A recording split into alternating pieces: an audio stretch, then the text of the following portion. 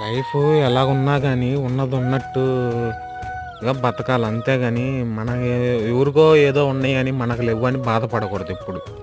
మనకున్న దాంట్లో హ్యాపీగా బతకాలా.